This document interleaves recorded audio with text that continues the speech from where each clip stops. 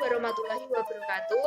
Saya Jamilatus Solikah. Di sini saya akan memaparkan materi tentang reproduksi bacaan. Nah, sebelum itu kita harus tahu dulu apa itu yang dimaksud dengan reproduksi bacaan. Reproduksi bacaan adalah kemampuan mengolah sumber bacaan dan menyajikannya dalam bentuk tulisan yang berbeda dari tulisan aslinya. Kegiatan mereproduksi bacaan meliputi menyusun ringkasan, ikhtisar, resensi, rangkuman, sintesis, abstrak, simpulan, dan sinopsis. Untuk yang pertama yaitu ringkasan. Ringkasan atau precis merupakan upaya menyajikan tulisan yang panjang dalam bentuk singkat dan padat. Adapun bacaan yang diringkas dapat berupa buku, bab di dalam buku atau artikel, makalah, atau skripsi. Panjang ringkasan berkisar 1/5 atau 1/10 dari karangan asli. Yang kedua yaitu ikhtisar. Baik ringkasan maupun ikhtisar merupakan kegiatan menyusun intisari bacaan asli. Ikhtisar sebaiknya disusun setelah menghasilkan ringkasan. Ikhtisar berbeda dengan ringkasan. Ringkasan mempertahankan urutan isi dari gagasan penulis, sedangkan ikhtisar tidak perlu mempertahankan urutan isi dari karangan aslinya. Pada intinya, bentuk dari ikhtisar lebih bebas daripada bentuk ringkasan. Ciri-ciri dari sebuah ikhtisar yang pertama yaitu bertujuan untuk mengambil inti dari sebuah karangan. Yang kedua, dengan bebas menggabungkan kata-kata, tetap tidak menyimpang dari inti. Yang ketiga, urutan gagasan tidak perlu dipertahankan. Yang keempat, merupakan sebuah tulisan baru yang ditulis ulang dari inti sebuah gagasan teks.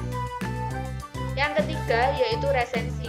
Resensi adalah tulisan yang mengulas dan memberikan penilaian atas suatu bacaan.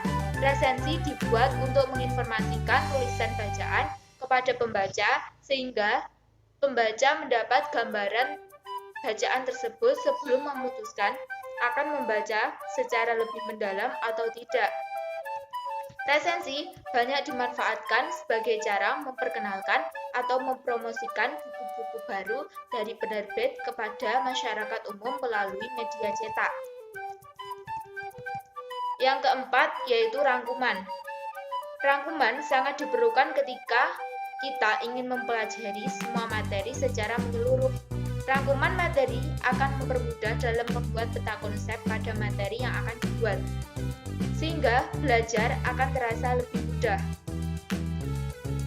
Yang kelima yaitu sintesis. Sintesis adalah kegiatan merangkum berbagai pengertian atau pendapat dari dua atau banyak bacaan untuk dihasilkan tulisan yang baru sesuai kebutuhan penulis.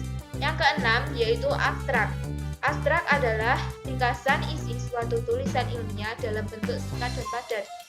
Panjang abstrak tidak lebih dari 1 hingga 2 paragraf atau berkisar 150 sampai 400 kata. Abstrak dicantumkan teratas dan terdepan sebelum bab latar belakang atau pendahuluan. Yang ketujuh, simpulan. Simpulan adalah bentuk ringkasan yang mengungkapkan gagasan utama dari suatu uraian atau pembicaraan dengan memberikan penekanan pada ide sentral juga penyelesaian dari permasalahan yang diungkapkan. Ada 3 teknik dalam membuat simpulan. Yang pertama, teknik generalisasi. Yang kedua, teknik analogi. Yang ketiga, teknik sebab akibat.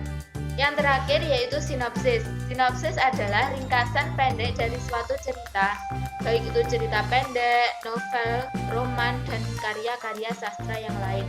Sinopsis berbeda dengan resensi. Sinopsis berisi ringkasan dari sebuah buku atau novel. Resensi berisi ulasan atau penilaian baik atau buruk suatu buku sehingga semua buku bisa diresensi.